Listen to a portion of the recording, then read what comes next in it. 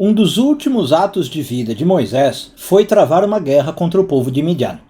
Se a gente entende que Moisés é uma personagem grandiosa, também entender por que esse foi um dos últimos atos, né, frente a vários outros que ele podia fazer, vai ser bastante importante para a gente aprender algo para a nossa vida. E esse vai ser então o foco da análise nesse vídeo. Eu sou Yair Alon e essa é a Energia Semanal.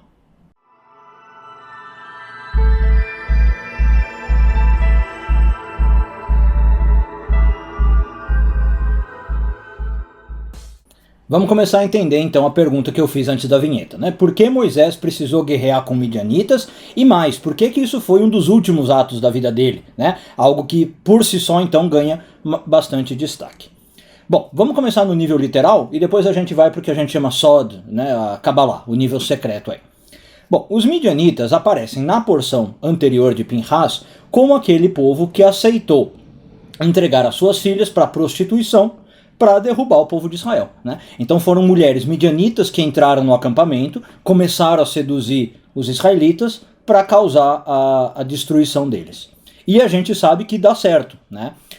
Na porção lá a gente lê que uma praga se instaura no acampamento, 24 mil pessoas morrem, não é um número baixo, né? E então, claro, agora faz muito sentido que Moisés diga, nosso próximo ato é eliminar os midianitas, fazer guerra contra os midianitas. Mas temos coisas um pouco mais profundas também para a gente ver, como eu falei, agora entrando aí no nível mais Kabbalah.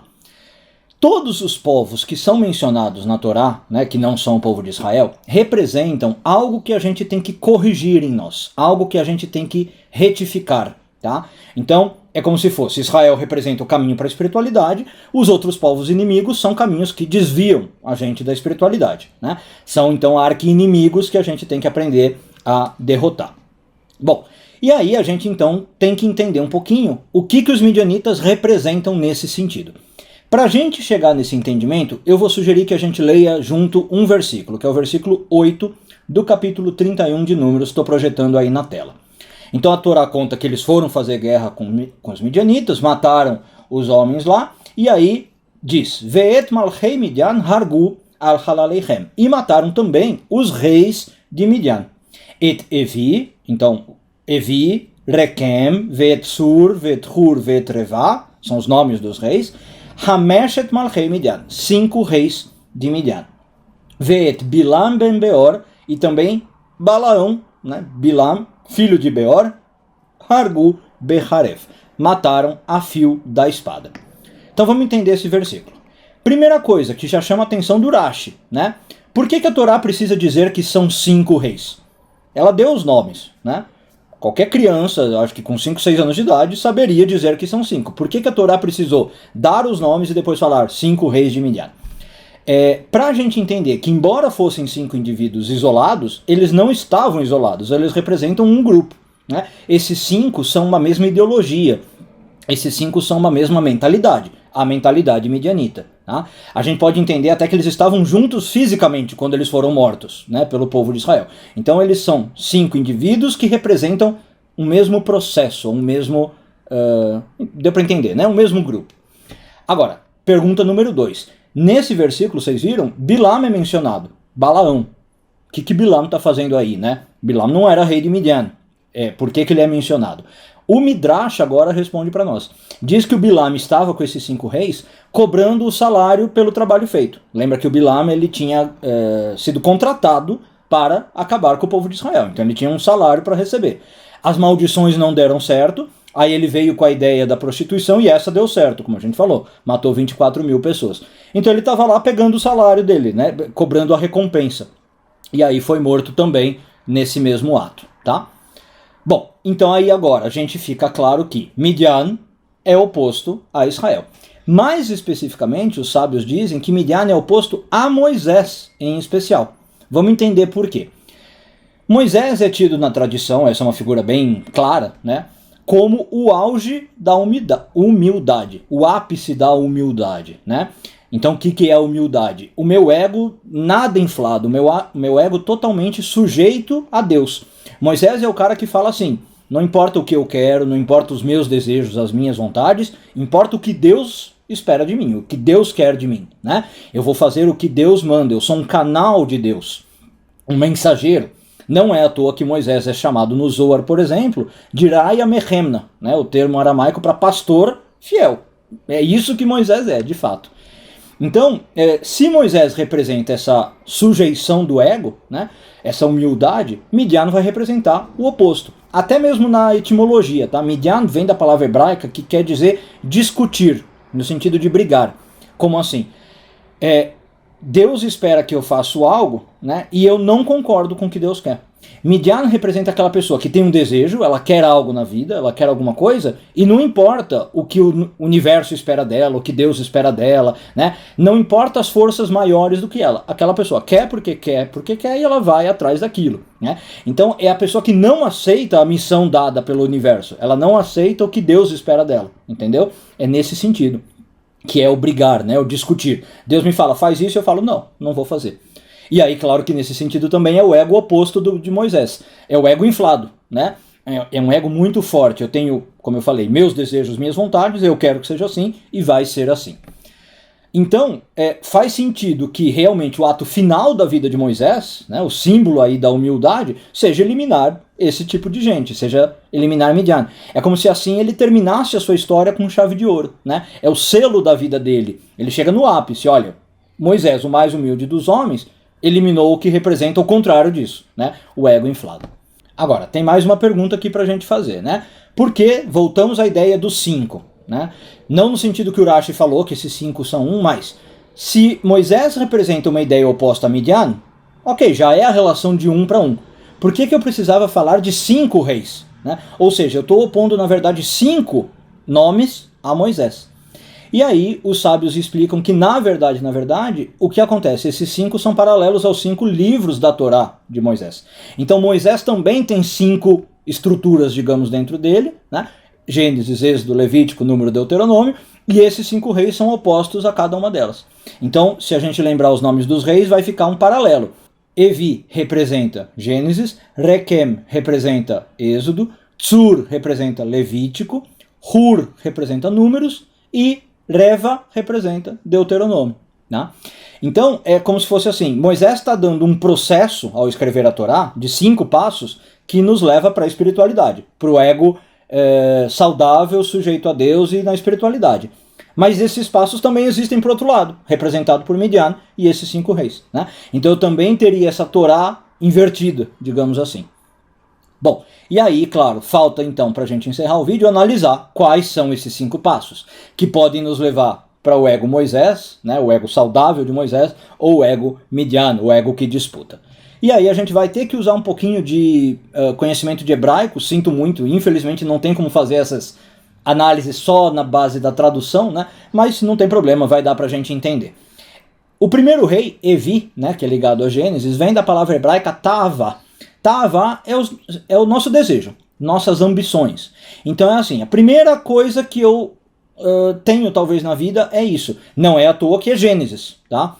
Gênesis, aliás, em hebraico, a gente nem fala Gênesis, a gente diz Bereshit, né? No início. Então é o início de todo o processo. Eu venho a esse mundo e passo a desejar algo, seja lá o que for. Tá? Esse desejo, ele ainda é muito sutil. Eu não sei para que lado ele vai, né? Como é que ele vai se manifestar na minha vida, mas ele já é muito intrínseco ao homem, esse desejo.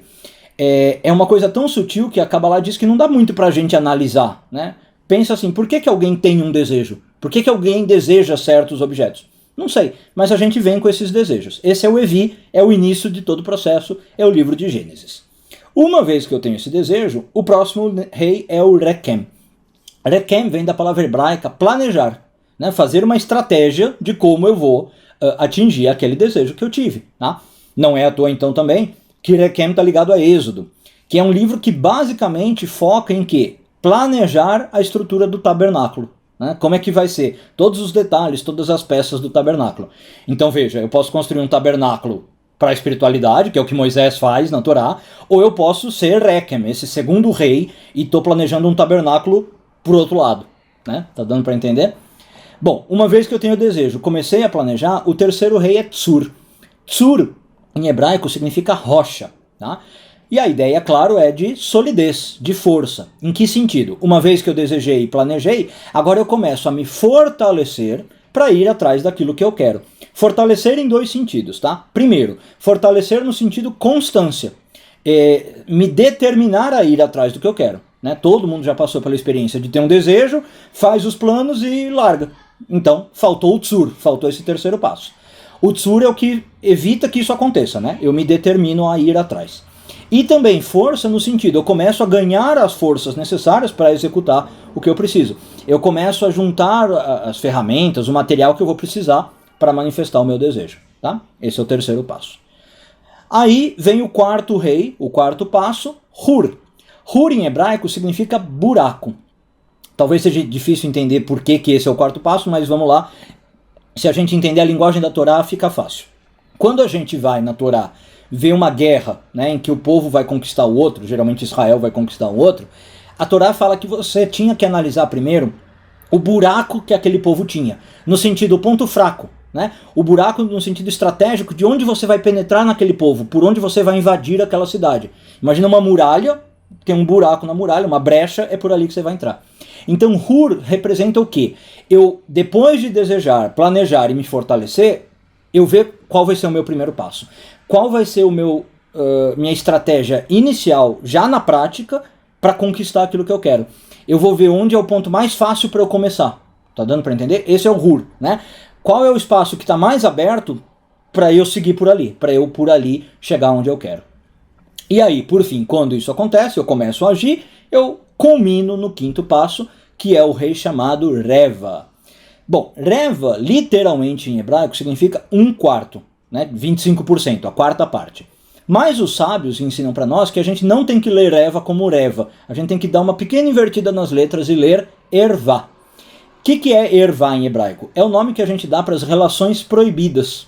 Né? Às vezes as pessoas falam de relações incestuosas. Não sei se é um bom termo, porque incesto parece que é algo familiar. Né? Na Bíblia tem várias relações que são proibidas, familiares ou não. Esse é o nome Ervá. Então, Reva, né, esse quinto rei, tem uma ideia de cópula, de eu chegar ao ato carnal, ao ato sexual, como símbolo do cume, do auge do que eu desejo. Né? Então é como assim, eu desejei, planejei, fui atrás e consegui agora realizar o ato, inclusive com o gozo, né, derivado disso. Então, de novo, existe uma cópula na Kabbalah, uma relação sexual que é sagrada, que é santa, que, por exemplo, a gente diz seria legal todo mundo perseguir. É a união entre o povo de Israel e Deus, né? Representada, por exemplo, sexualmente mesmo, no Cântico dos Cânticos. Eu tenho que tentar ter uma relação íntima, uma relação metaforizada pelo sexo, com a espiritualidade.